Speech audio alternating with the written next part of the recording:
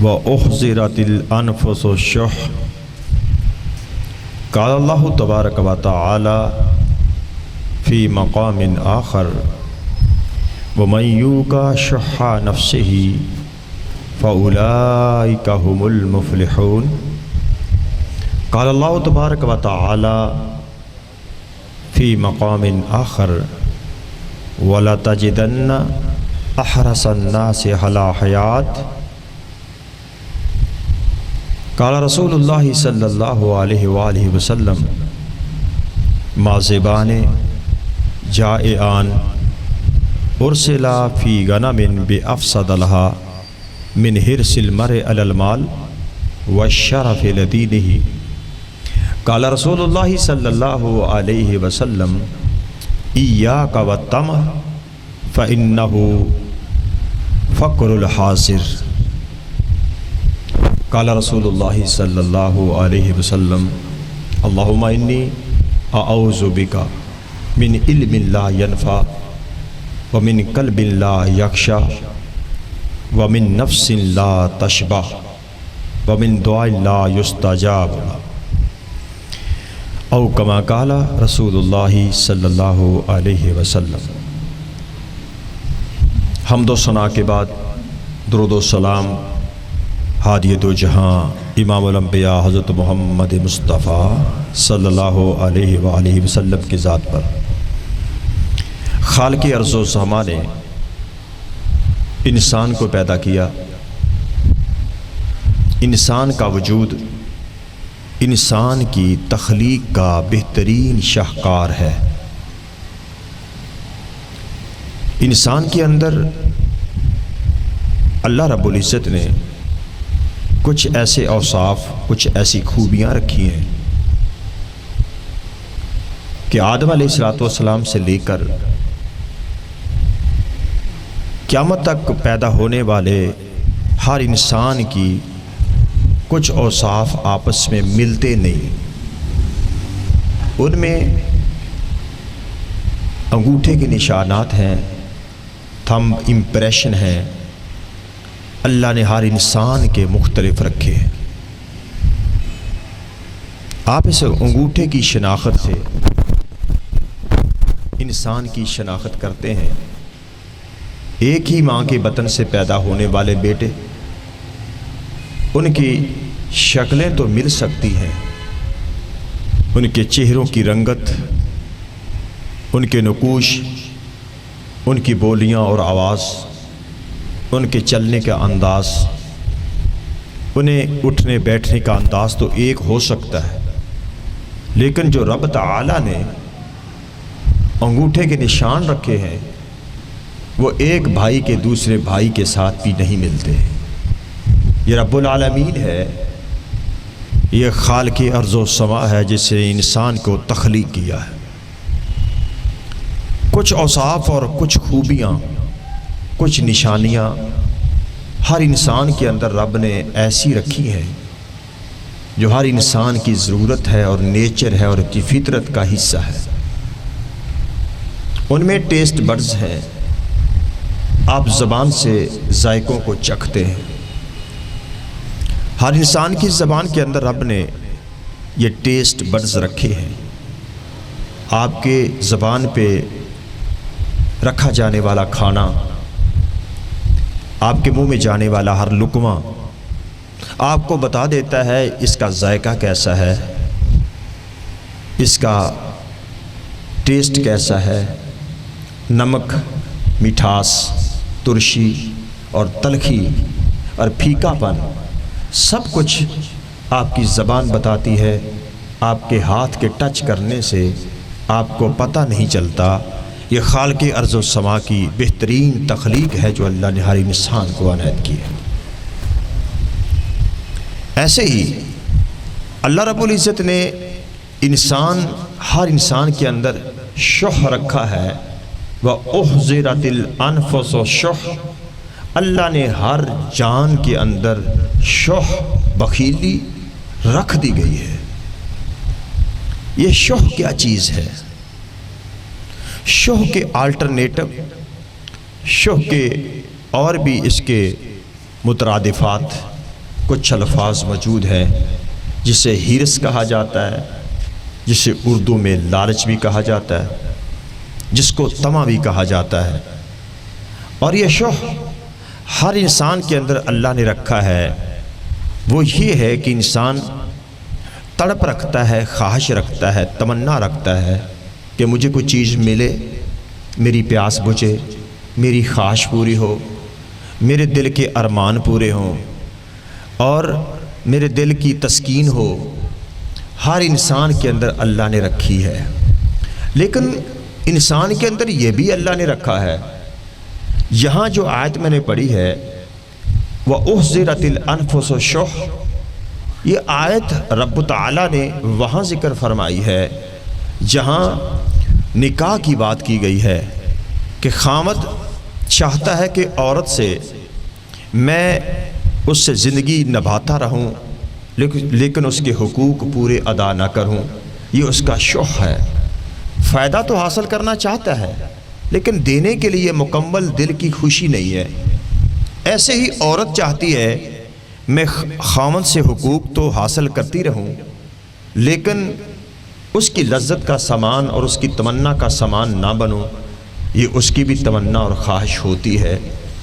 یہ شح یہ ہوتا ہے کہ انسان کسی سے لینے کا تو مطالبہ کرتا ہے لیکن جب دینے پہ آئے حقوق پھر انسان بخیل بن جاتا ہے۔ اس کو شح کہتے ہیں۔ اور طمع کیا چیز ہے؟ طمع بھی اسی چیز کو ہے کہ انسان لالچ کرتا ہے، طمع کرتا ہے، اور یہ انسان کے اندر رب تعالیٰ نے جب ایک لمٹ رکھی ہے، جب لمٹ سے انسان بڑھ جائے، یہ طمع اور لالچ اور شح اور بخیلی جب انسان کی حد سے بڑھ جائے تو پھر یہ مرض بن جاتا ہے، اور یہ مرض اتنا خطرناک بنتا ہے۔ امت کے اندر سب سے زیادہ اگر عظیم خطرناک چیز اس وقت بیماری ہے تو وہ لالچ کی اور طمع کی بیماری ہے۔ اور اس طمع اور لالچ کی وجہ سے دنیا میں آج یہ حسد ایک دوسرے کے اوپر اور ایک دوسرے کے خلاف کینہ، ایک دوسرے سے عداوت، ایک دوسرے سے دشمنی اور ایک دوسرے سے انتقام کا جذبہ اور ایک دوسرے کی عزت پہ حملہ اور ایک دوسرے کے خون کو بہانا، یہ سب سے پیچھے اگر مین کاز ہے تو صرف ہرس، طمع اور لالچ ہے۔ اور اس کی وجہ سے ہی کئی انسان جیلوں میں قید کی زندگی کاٹ رہے ہیں اور کچھ انسان اس دنیا میں قتل کی نظر ہو کر وہ زمین کا حصہ بن چکے ہیں۔ سب سے پیچھے ایک ہی وجہ ہے کہ ہرس، طمع اور لالچ ہے۔ اور یہ انسان کے اندر دو چیزیں اللہ رب العزت نے رکھی ہیں۔ کچھ ہرس اور طمع محمود ہے یعنی پسندیدہ ہے، ایسا لالچ جس کو اللہ پسند کرتے ہیں، اور کچھ ایسا لالچ ہے جو مذموم ہے، جو بالکل ناپسندیدہ ہے۔ میں سب سے پہلے طمع محمود یعنی وہ لالچ جو پسندیدہ ہے اس کا ذکر کرنے والا ہوں۔ وہ لالچ کیسا ہے جس کو اللہ بھی پسند کرتے ہیں، جس کو معاشرہ بھی پسند کرتا ہے، وہ انسان کی تسکین بھی ہے، ضرورت بھی ہے۔ وہ طمع یہ ہے، وہ لالچ یہ ہے کہ سب سے پہلے انسان اللہ کی رضا کی طمع اور لالچ رکھے کہ میرا رب مجھ پہ راضی ہو جائے۔ اور یہ لالچ ابراہیم علیہ السلام کے بارے میں رب نے قرآن مجید میں ارشاد فرماتے ہیں والذی اطمع، میں اس ذات کی قسم میں رب سے طمع رکھتا ہوں، میں رب سے یہ لالچ رکھتا ہوں ان یغفر لی خطیئتی یوم الدین، کہ اللہ میرے سارے گناہوں کو قیامت کے دن معاف فرما دے۔ یہ ابراہیم علیہ السلام کا ایک لالچ اور طمع رب نے قرآن میں ذکر فرمایا ہے۔ اسی طرح فرعون کے جادوگر جب ان کے سامنے موسیٰ علیہ السلام کا جو عصا پھینکا حقیقت سامنے آئی تو جادوگروں نے فوراً بول کے کہا قالوا لا زیرنا انا الی ربنا منقلبون، ہمیں کوئی نقصان نہیں، ہم نے رب کے پاس جانا ہی جانا ہے، لیکن انا نطمع، ہم یہ طمع رکھتے ہیں، نطمع ہم یہ ہرس رکھتے ہیں، نطمع ہم یہ لالچ رکھتے ہیں کہ اللہ رب العزت ہمارے گناہوں کو معاف فرما دے اور اللہ ہمیں جنت عطا فرما دے. یہ ہے محمود طمع، یہ ہے پسندیدہ لالچ. اور دیکھیے موسیٰ علیہ السلام ہے، اللہ رب العزت نے کوہ طور کی طرف بلایا، آؤ میرے پاس ملاقات کرنے کے لیے. 70 ساتھیوں کو ساتھ لے گئے اور 70 ساتھی پیچھے ہیں. موسیٰ علیہ السلام سب سے آگے آگے جا رہے ہیں. اللہ رب العزت نے پوچھا وما آجلک ان قومک یا موسیٰ، اے موسیٰ نبی کیا وجہ ہے تم قوم کو پیچھے چھوڑ کے جلدی جلدی آگے آ رہے ہو؟ یہ لالچ ہے. وما آجلک ان قومک یا موسیٰ، کہا اللہ میں اس لیے آیا ہوں لترضا اجلت الیک ربک لترضا، میں اس لیے آیا ہوں اللہ کہ تو مجھ پہ راضی ہو جائے. رب کی رضا کی تڑپ، رب کی رضا کا لالچ، رب کی رضا کا طمع، یہ اللہ تعالیٰ کو بڑا پسند ہے. اسی طرح گناہوں کی بخشش، خیر کے کام کرنا، علم کا کام پھیلانا، علم سیکھنا سکھانا اور صدقہ و خیرات کرنا، دین کا علم پھیلا دینا، یہ وہ طمع ہے. اور یہ طمع رب کو اتنا پسند ہے کہ خود رب تعالیٰ اس کی تعلیم دیتے ہیں، ترغیب دیتے ہیں. اور اس کے ساتھ عبادت کرنا، لیکن اس کی بھی ایک حد ہے، انلمیٹڈ نہیں ہے، اس کی ایک حد ہے. اگر ایک انسان اتنے لالچ میں، جنت حاصل کرنے کے لالچ میں اتنی عبادت کرتا ہے کہ تھک جاتا ہے، رب نے فرمایا نہیں، تم اس وقت تک عبادت کرو جب تک تم تھکتے نہیں، جب تھک جاؤ تو عبادت چھوڑ دو. اسی طرح اگر کوئی جنت کے اندر جانے کی خواہش کے لالچ میں مسلسل روزہ رکھتا ہے، شریعت نے ایک حد لگا دی ہے کہ مسلسل روزہ نہیں رکھنا، آپ نے شریعت کے دائرے کے اندر رہ کے ایک دن چھوڑ کے ایک دن آپ روزہ رکھ لیں. اسی طرح یہ حضرت ام سلمہ رضی اللہ تعالی عنہا مسجد نبوی کے اندر ایک رسی بندھی ہوئی تھی ستون کے ساتھ. نبی صلی اللہ علیہ وسلم نے پوچھا یہ رسی کیسی ہے؟ فرمایا کہ حضرت ام سلمہ رضی اللہ تعالی عنہا رات کو نماز پڑھتی ہیں، نماز پڑھتے پڑھتے تھک جاتی ہیں، اور جب تھک جاتی ہیں تو رسی کا سہارا لے لیتی ہیں. تو اس لیے رسی باندھی ہے تاکہ میں نیند میں جاگتی رہوں اور رب کی عبادت کرتی رہوں. آپ نے فرمایا اللہ رب العزت کو اس کی ضرورت نہیں ہے کہ انسان اپنی جان کو تکلیفوں میں ڈالے، اس رسی کو اتار دو. جب تک تمہاری طبیعت مانتی ہے تم عبادت کرو، اپنے آپ کو تکلیف میں مت ڈالو. لا یکلف اللہ نفسا الا وسعها. وہ لالچ اتنا نہ آگے بڑھ جائے کہ انسان کو اپنی حالت اور اپنی ہوش نہ رہے. لا تقربوا الصلاۃ وانتم سکارا، تم نیند آ رہی ہو، نشہ ہو، تم نماز کے قریب نہ جاؤ. تم سب سے پہلے اپنی ضرورت پوری کر لو. اسی طرح یہ لالچ محمود لالچ ہے. اب آؤ دوسرا لالچ جو مذموم ہے، طمع، وہ ہرس، وہ لالچ، وہ بخیلی جو رب کو ناپسندیدہ ہے. یہ سب سے بڑی بیماری ہے اور اس کی بے شمار قسمیں ہیں. میں آپ کے سامنے اس کے اسباب بھی ذکر کروں گا. اور سب سے پہلے یہ محمود لالچ کے بعد مذموم لالچ آتا ہے، جو مذموم ناپسندیدہ ہرس ہے. یہ سب سے بڑا روگ ہے جو قوموں کو لگتا ہے، انسانوں کو لگتا ہے. جس قوم کو روگ لگ جائے وہ قوم آزاد ہو کے بھی غلام بن جاتی ہے. اور کسی اللہ والے نے بڑی پیاری بات کہی ہے. کیا کہتے ہیں؟ فرمایا کہ الحر عبد، آزاد بندہ غلام ہو جاتا ہے، ان طمع، اگر وہ لالچی ہو جائے. الحر عبد، آزاد بندہ غلام ہو جاتا ہے اگر اس کے اندر لالچ حد سے بڑھ جائے. پھر فرمایا العبد حر، غلام آزاد ہو جاتا ہے، وَإِنْ قَنَعَ، اگر وہ قناعت پسند ہو جائے، اگر اسے قناعت مل جائے. اور کوئی اللہ والا استاد بڑی پیاری مثال سے شاگردوں کو لالچ سمجھا رہا تھا. یہ لالچ قوموں کو کیسے زہر کی طرح کاٹتا ہے. یہ لالچ محبتوں کو قتل کر دیتا ہے. یہ لالچ خون کو سفید کر دیتا ہے. یہ بھائی بھائی کا رشتہ اس کی پہچان ختم کر دیتا ہے. یہ ماں بیٹی کا رشتہ اس کی پہچان ختم کر دیتا ہے. یہ لالچ مسلمان کی محبت کیا ہے، وہ اخوت کا رشتہ کاٹ کے رکھ دیتا ہے. یہ لالچ یہ انسان بیٹے سے باپ کا گرے بان پکڑا دیتا ہے. یہ لالچ چھوٹی دو بہنوں کو آپس میں ایک گھر میں نہیں رہنے دیتا. اس لیے یہ لالچ اتنا دشمن ہے جس کے بارے میں یہ اللہ والا ایک استاد اپنے شاگردوں کو سمجھاتا ہے، درس دے رہا ہے، تو لالچ کے بارے میں سمجھاتا کیا ہے؟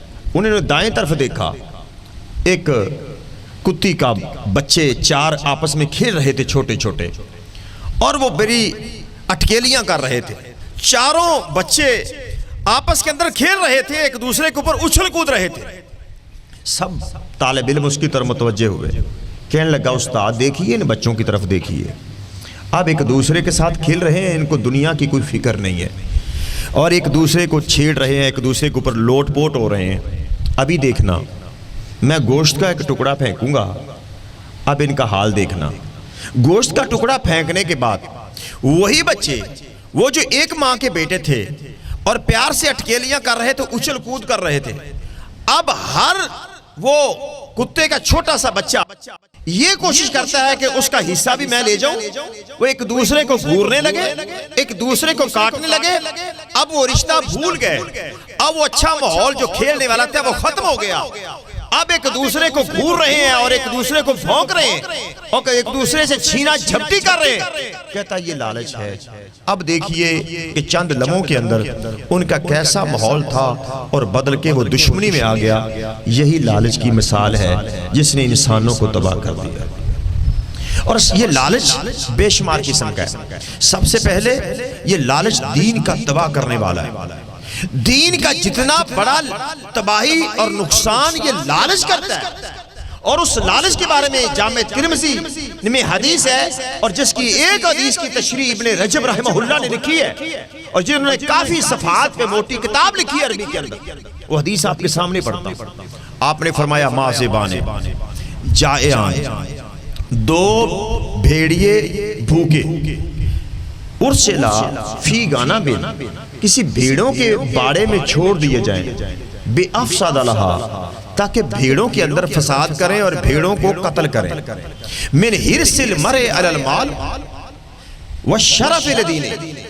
یہ 2 قسم کا لالچ، ایک من حرص المرء علی المال، مال کی حرص، دولت کا لالچ، یہ اتنا انسان کے دین کا ستیہ ناش کرتا ہے، یہ دین کی تباہی لاتا ہے۔ فرمایا وہ 2 بھیڑیے بھیڑوں کا اتنا نقصان نہیں کریں گے جتنا یہ انسان کا مال کا حریص اور مال کا لالچ انسان کے دین کی تباہی کر دیتا ہے۔ پھر فرمایا وَالشَّرَفِ لَدِينِهِ، اور دوسرا انسان اپنی اقتدار، اپنی چودراہٹ، اپنا سٹیٹس، اپنی کرسی، اپنا اقتدار، اپنا معاشرے میں مقام، اپنی شہرت، اپنی ناموری، اپنا اعزاز قائم رکھنے کے لیے جو انسان لالچ استعمال کرتا ہے، جو انسان ناجائز ذرائع استعمال کرتا ہے، جو انسان حق اور باطل کی تمیز نہیں رکھتا، جتنا وہ انسان نقصان کرتا ہے اتنے بھیڑیے بھیڑوں کو قتل کر کے نقصان نہیں کریں گے جتنا یہ 2 قسم کے انسان، ایک مال کی حرص رکھنے والا، دوسرا شہرت اقتدار کی حرص رکھنے والا، جو دین کا نقصان کرتے ہیں، وہ 2 بھیڑیے بھوکے بھی اتنا نقصان نہیں کرتے۔ اسی لیے میرے رب نے قرآن کے اندر یہ سورت کا آغاز ہی اسی لیے کیا ہے، الہاکم التکاثر، تمہیں غافل کر دیا ہے مال کی کثرت نے، الہاکم التکاثر، تمہیں ایک دوسرے سے بڑھ جانے کی لالچ نے، ایک دوسرے سے زیادہ مال حاصل کرنے کے لالچ نے تمہیں ہلاک کر دیا، حتیٰ زرتم المقابر، یہ لالچ ختم نہیں ہونے والا، حتیٰ زرتم المقابر، جب تک تم قبروں کے اندر نہ چلے جاؤ تمہارا لالچ ختم نہیں ہونے۔ اور یہ حقیقت ہے، انسان بوڑھا ہو جاتا ہے لیکن لالچ جوان ہوتا ہے۔ یہ حرص، یہ لالچ، جیسے جیسے انسان بوڑھا ہوتا ہے، عمر رسیدہ ہوتا ہے، یہ دخاشات جوان ہوتی ہے۔ جتنا بوڑھا اتنی جوانی ہے، جتنی جوانی تھی ضبط تھا، کنٹرول تھا، پیشنس تھا، لیکن جب بوڑھا ہو گیا، صبر کمزور ہو گیا، گرفت کمزور ہو گئی، اب لالچ بڑھتا جاتا ہے۔ یکبر ابن آدم، فرمایا آدم کا بیٹا تو جوان ہو رہا ہے، لیکن 2 چیزیں اس کے اندر، آدم کے بیٹے کے اندر جوان ہو رہی ہیں، آدم کا بیٹا بڑا ہو رہا ہے لیکن 2 چیزیں جوان ہو رہی ہیں۔ وہ کون سی ہے؟ طول العمر، کہ میری عمر لمبی ہو جائے، لالچ ہے میں اور جی لوں، میری اور کام پڑے ہیں۔ دوسرا لالچ کیا ہے؟ پھر سل مال، مجھے مال مل جائے، مجھے دولت مل جائے۔ یہ انسانوں کی تباہی کا ذریعہ ہے، یہ انسانوں کی کیا جائیداد دولت، یہ آپ کے سامنے ہے۔ آپ نے میڈیا کو ٹچ کرتے ہیں، دیکھتے ہیں، سب سے بڑی تباہی یہ مال کا لالچ۔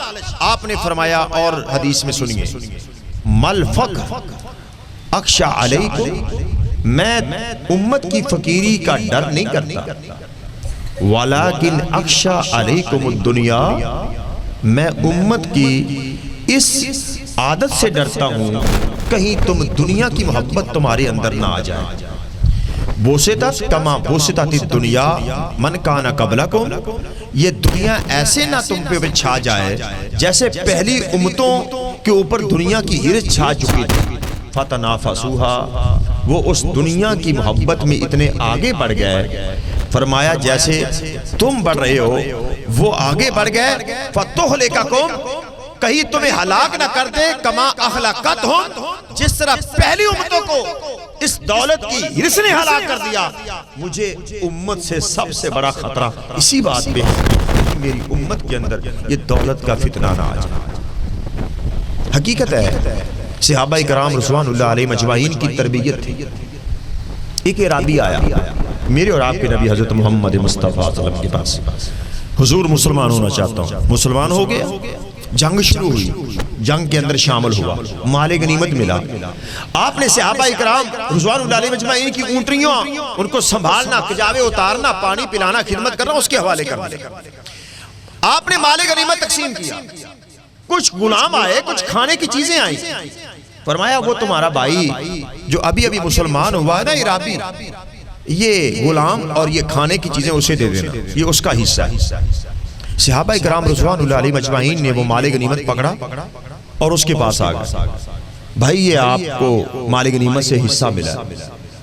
اچھا کس نے دیا ہے؟ اللہ کے نبی صلی اللہ علیہ وسلم نے دیا ہے۔ وہی حصہ پکڑا، سیدھا اللہ کے نبی کے پاس آیا، کہتا اللہ کے نبی میں اس لیے مسلمان نہیں ہوا، میں اس وجہ سے مسلمان نہیں ہوا کہ مجھے یہ مال ملے، میں اس لیے مسلمان ہوا ہوں ان ارما الی ھذا، کہ مجھے تیر یہاں لگے اور یہاں انگلی کا اشارہ کیا کہ مجھے یہاں تیر لگے، میں اللہ کے راستے میں شہید ہو جاؤں، اپنی جان اللہ کے راستے میں قربان کر دوں۔ میں دنیا کے مال کے لیے نہیں آیا، یہ اپنا مال پکڑے، میں تو جنت حاصل کرنے کے لیے آیا ہوں، میں تمہاری تابعداری کر کے اور شہید ہو کے جنت میں چلا گیا۔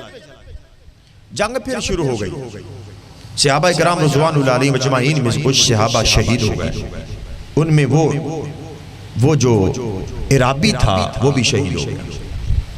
جب لاشوں کو اٹھایا گیا، اس عرابی یعنی دیہاتی آدمی کی لاش کو بھی دیکھا، آپ نے فرمایا کیا ہوا یا وہی شخص تو نہیں ہے؟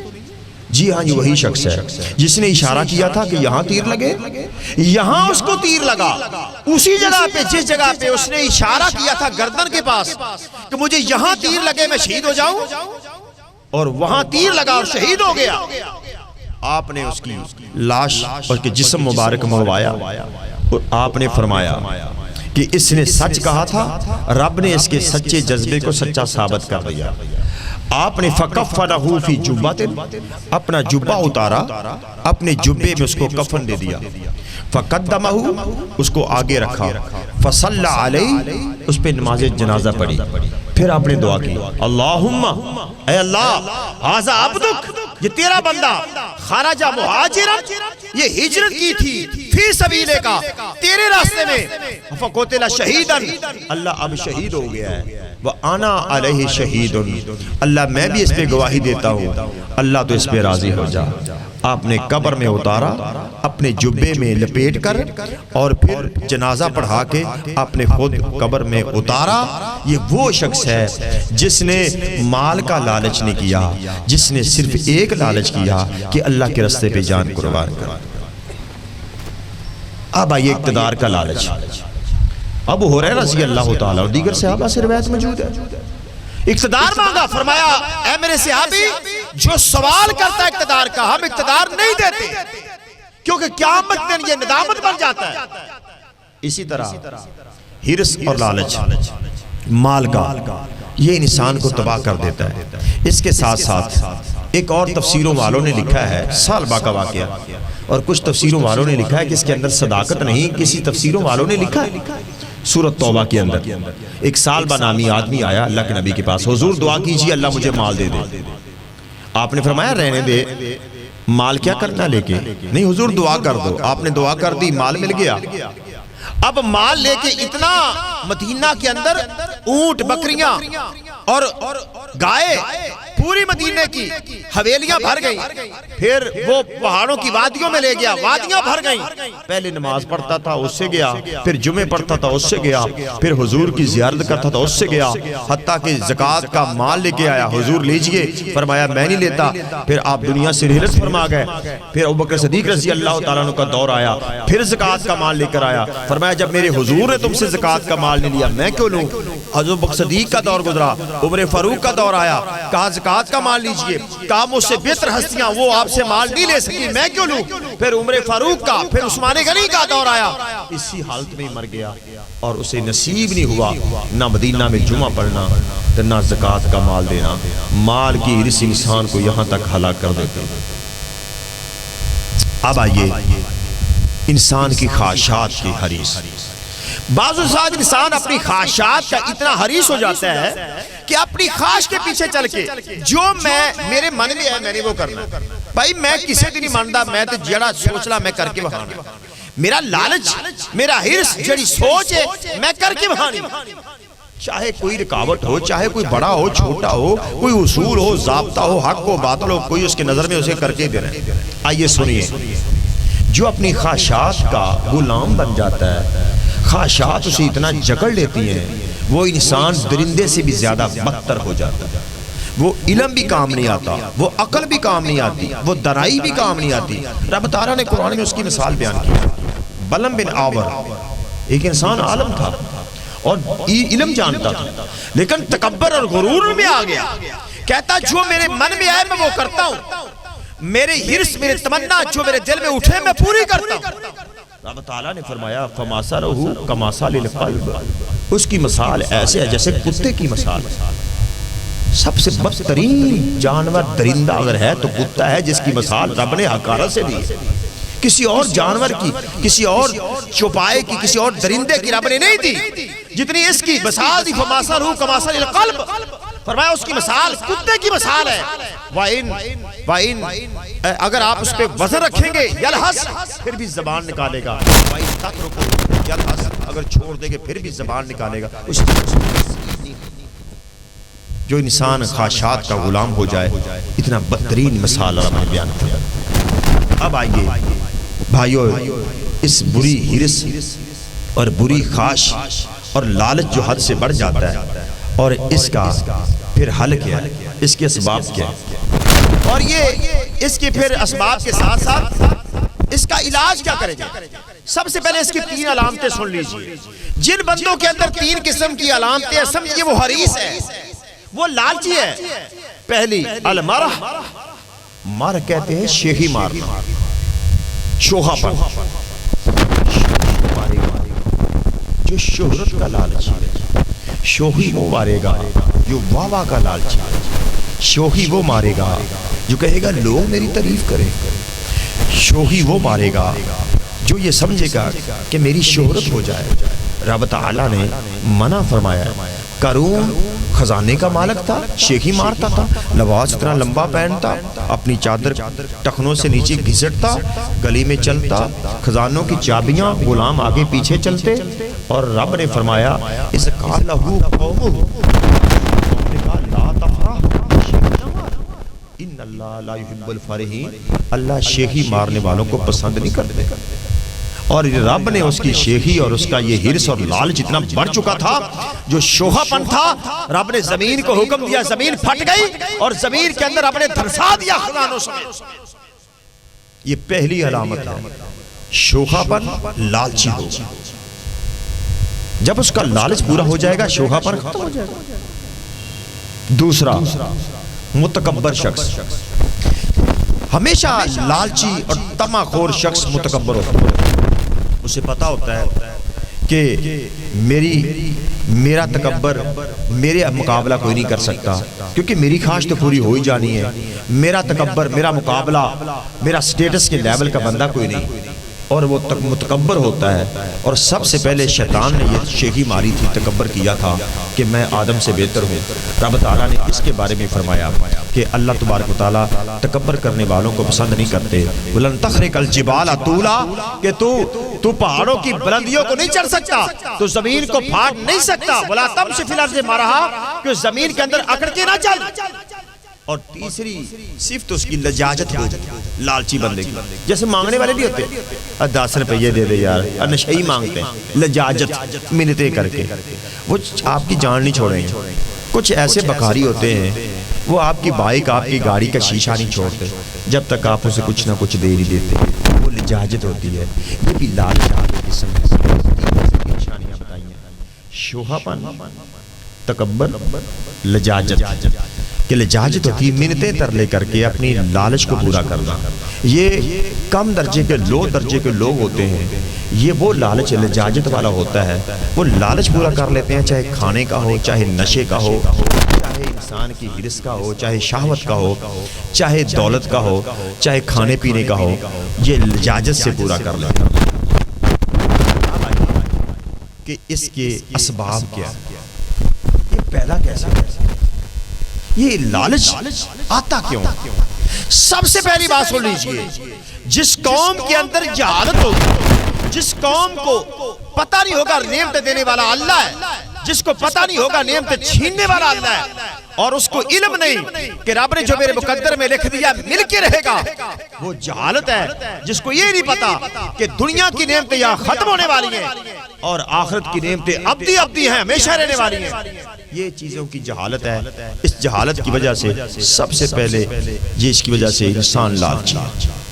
اگر علم ہو جائے نا کہ یار یہ نعمتیں تو ہمیشہ رہنے والی نہیں ہے، میں بھی ہمیشہ رہنے والا نہیں، دنیا کو زوال آنے والا ہے. بڑے بڑے پہاڑ جب زلزلہ آتے ہیں تو ڈھہ جاتے ہیں، بڑے بڑے شہر برباد ہو جاتے ہیں. سیلاب آتا ہے تو بڑے بڑے شہر ملیاں میٹ ہو جاتے ہیں. زلزلہ آتا ہے تو کشمیر کی پہاڑیاں پھٹ جاتی ہیں اور مکان بنے ہوئے مسجدیں آگ کے اندر دھنس جاتے ہیں، سڑکیں پھٹ جاتی ہیں، چلتی گاڑیاں زمین کے اندر زمین بوس ہو جاتی ہے اور اس کے اندر دھنس جاتی ہیں. اس لیے کہ ساری نعمتیں عارضی ہیں. بل تو سرون الحیات الدنیا، تم دنیا کی زندگی کو ترجیح دیتے ہو. بل الآخرۃ خیر و ابقیٰ، آخرت بہتر ہے اور باقی رہنے والی ہے. یہ جہالت کی وجہ سے انسان کے اندر یہ لالچ پیدا ہوا. آدمی کو بیٹھا تھا، کہتا یار کھانا تینوں نے اچھے انداز سے نہیں لگایا. جب کھانا کھلنے کی آواز آئی تو سبھی نے پلیٹیں پکڑی تو اپنے اپنے پلیٹ بھرنے لگے. کہتا مجھے یہاں بیٹھا ہوں، کوئی نہ کوئی تو دے ہی دے گا. اب کیا ہوا، پلیٹیں ساری خالی ہو گئیں جہاں کھانا جمع کیا تھا. اب اس کی پلیٹ کے لیے بچا کوئی نہ. دوبارہ انہوں نے پلیٹ بھری، پرات بھری. وہ بیچارہ خود وہاں گیا اور وہاں جا کے جس کو اس نے ضرورت تھی تھوڑے کھانے کی، اس نے زیادہ ڈال لیا اور یہاں بیٹھ گیا. اب ہم نے پوچھا یار پہلے تو اٹھا نہیں، اب اٹھ کے تو نے پلیٹ بھر لی.